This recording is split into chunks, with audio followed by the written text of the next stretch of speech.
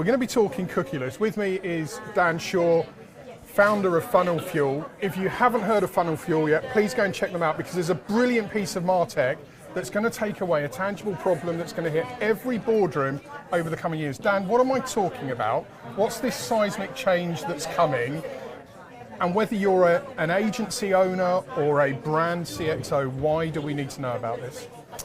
I suppose the industry refers to it as the death of the third-party cookie. I think it's a bit more complicated than that. It's about a seismic shift in how we target people.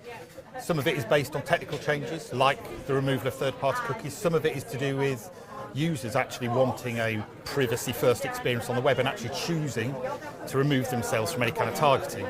So I think as an industry, where we've got to is we've accepted certain things work, third-party cookies work for targeting. I'd still question that. We're in a world now where those are not going to be the case anymore. We're not going to have cookies as the easy identifier. So that C-level needs to get used to a new way of measuring digital and a new way of measuring how digital advertising impacts that business bottom line. So that's quite significant given B2B pretty much runs itself on Google Analytics and pixels, right? I read one of your blog posts a couple of weeks back where you were critical of GA data, saying it's not fit for purpose. What do you mean by that?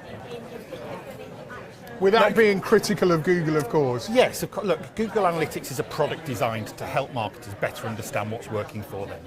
The vast majority of spend that flows through Google is consumer spend. They've built an analytics product that works in that space. So I'm maybe being a little bit dismissive when I say Google Analytics isn't fit for purpose. It isn't fit for purpose for B2B marketers specifically. Okay.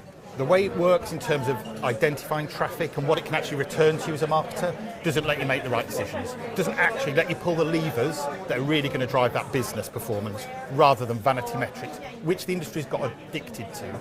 Click numbers, cost per click. They're not really marketing metrics we should be focusing on, and that's why we built a product to align marketing spend with business outcomes. I know over the years there's been famous stories, maybe they're true, maybe not so much. Ad budget been spent on behalf of brands or agencies? Was it actually spent? Did it go into channel? Are we moving to a point where there's going to be more scrutiny around evidencing spend, evidencing the impact of how it's been spent? Particularly if we're going into this cookieless world, what does that mean for marketers? So I don't know whether you're referring to the PwC study that was done with the IAB a few years ago, but that was quite an important study because it really shone a light on this issue of money going in, money coming out. So how much money as a marketer were you putting into digital media and how much actually was spent on the end result, the actual digital ad appearing in front of the right person? The study itself, I think, made people more aware there are issues. What we've not done very well as an industry is explain why that happens and be able to transparently show what happens in this ecosystem.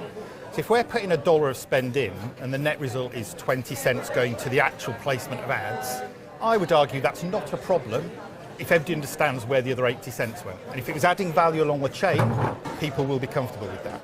80 cents is too much, 80% is too much, that's obviously a challenge. But we need to be clear about what the costs are associated with digital advertising and how we make it better. That's what's changing. It's a recognition that it doesn't just involve placing an ad, it involves a lot of data. That's where transparency comes in. It's worth saying, for disclosure, you're a former agency lead, you spent a long time in industry. You've then come back into industry because you've seen an opportunity. Where does the passion come for setting up FunnelFuel, and why are you back in? Why are you doing this?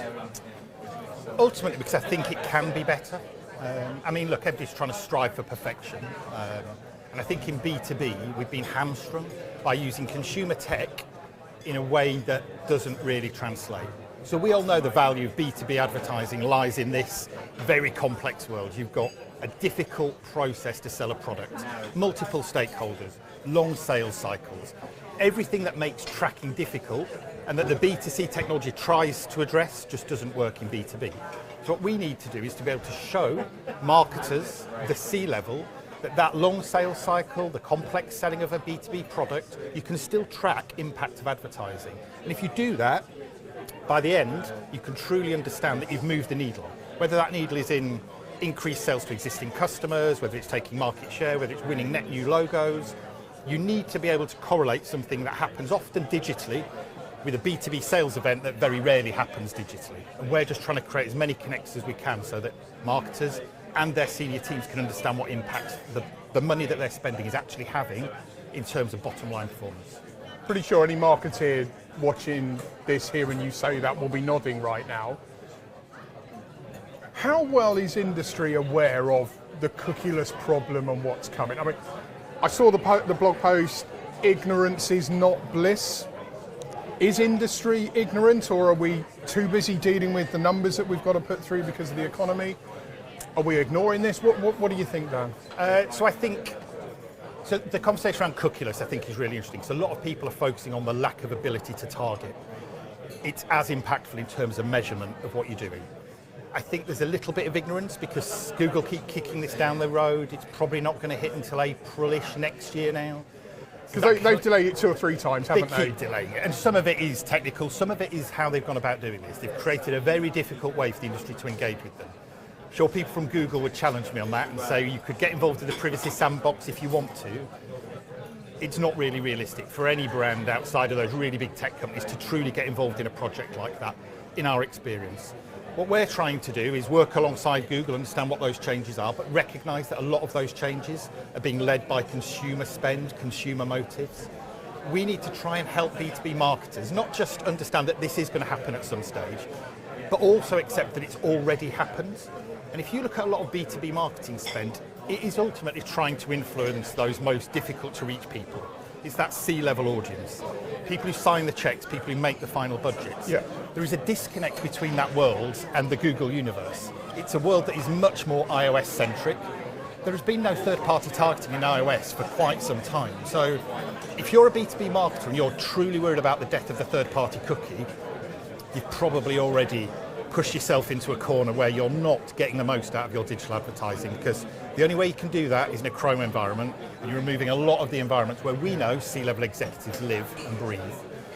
The other element to this is there's been a bit of an addiction to the third-party cookie, because it's easy. It's very easy for anybody who's trading digitally to buy into the notion that it is easy to buy cookies that represent C-level executives.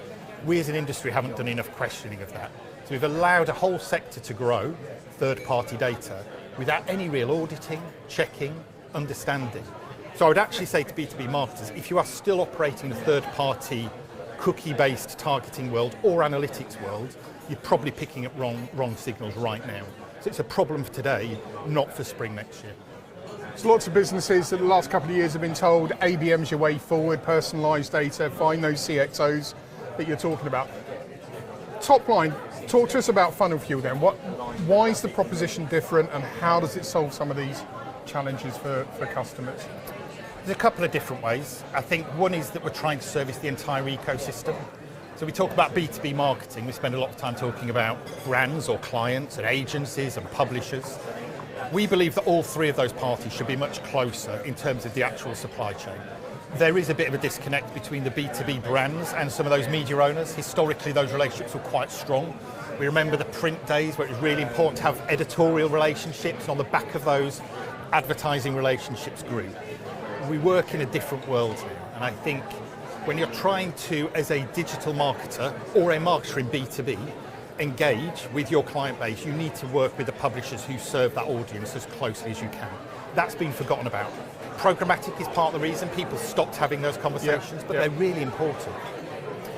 We think if we can work with those publishers and help them understand what they need to be talking to clients about, because publishers are in the same position. They're responsible for creating brands, content, communities. Data and technology isn't at their forefront of their mind. It's not something they wake up and think about. We can help them, and it's not about trying to take them on a really complicated journey. It's about trying to get them closer so that their secret sauce, and as a publisher, first-party data is going to become more and more important and more of a revenue line if you get it right and you speak to the right brands. We just want to help connect those 2 things. Where we add value is scale, and when you talk about ABM in particular, that's always the worry. If you're trying to target a finite list of key accounts, 500, 1,000, scale is always the issue.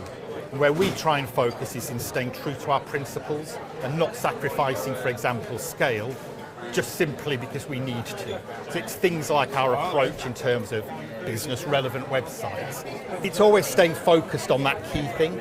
Part of that is we're linked to the publishing world. We believe in quality editorial environment for B2B marketing. It's not all about the data. But if we can bring everybody closer, we share more signals and people feel more confident. Marketing spend is leading to bottom line positive business impact. So I'm hearing then that it's going to be more tangible. There's going to be more true data around the path that you're on. And if you're operating a full funnel approach, you can genuinely help businesses move forward at the moment. It's an unfair question. I've not prepped you for this, and I'm mindful everyone's having their lunch at the moment, which is why you're seeing people walk around us. But there's been a shift in industry the last couple of years looking at bottom of funnel, the race to the bottom line. Do you think we need to be looking a bit further up the funnel, filling up the funnel a bit more? And if so, surely you guys are brilliantly placed to actually help customers achieve that. I think there have been 2 sessions today that I've been in already that have referred to exactly that, the 95-5 rule that seems to be floating around B2B marketing, and everybody now nods their head out as an accepted. 5% of your potential market is genuinely in market at any one stage, the other 95% are not. And it's this whole issue, where do you focus your marketing spend? The low-hanging fruit? Or do you try and get your brand message across to the 95 so when they drop into the 5, you've got that competitive advantage? I think the narrative at the moment, and look, we're coming out of a very, very, very tough couple of years from a macroeconomic perspective, and there's a massive focus on ROI across every business and every department in a business, and marketing inevitably feels that pressure of demonstrate what you can do for us. I think that inevitably leads people to focus on bottom of funnel, but lots of marketers have been through this same cycle back in 2009, financial crisis, and everybody who continues to invest in brand always sees that benefit when it comes to the demand element that follows later. It's hard to invest in the 95%, especially if you accept they are not in market for my product right now. I'm spending money, and I need to tell the board I'm spending money mid to long term, proactively choosing to target people that I actually might be able to say are not in market right now. Where we believe you can add secret sauce value into those conversations is demonstrate that. If you can demonstrate that spending on a highly targeted still 95% strategy, when that 5% moment happens, they move into that bottom of funnel. We want to be able to show that all the work you've done previously here is going to have an impact down here. And we believe that we've got to a stage where we can start to do that with clients. It takes time. We're talking about sales cycles sometimes of 18 months to 2 years. But if we've got the right level of tracking down, which is not cookie dependent, over those 2 years, we can actually see what we do in terms of moving the needle for that top of funnel, middle of funnel activity. And you know as well as I do, we'd love a linear 2-year cycle. Put somebody in at the top and 2 years later they come out the bottom. We need to be able to react and change, and not all organisations go through the same sales cycle or purchase cycle. But as long as we're picking up signals that show us that companies are reading content that we feel is demonstrating a slight change, they're moving from reading really broad content, slightly more product-specific content, that acts as a good trigger for us to start to think of them as moving towards bottom of funnel. But again, it's conversations with clients, sharing those signals. A lot of transparency in this market is missing around things like that. People are quite happy to talk around intent, and then you ask them the question, what does that actually mean? There is a formula, an algorithm, as some organisations would have you believe, sitting behind that rule. Every client should know what that is. What is intent? Is it 3x content consumption versus the previous month? 4 times, 5 times? We just need to start talking about these numbers and not just words like intent. So I would also say intent is different for every organisation out there.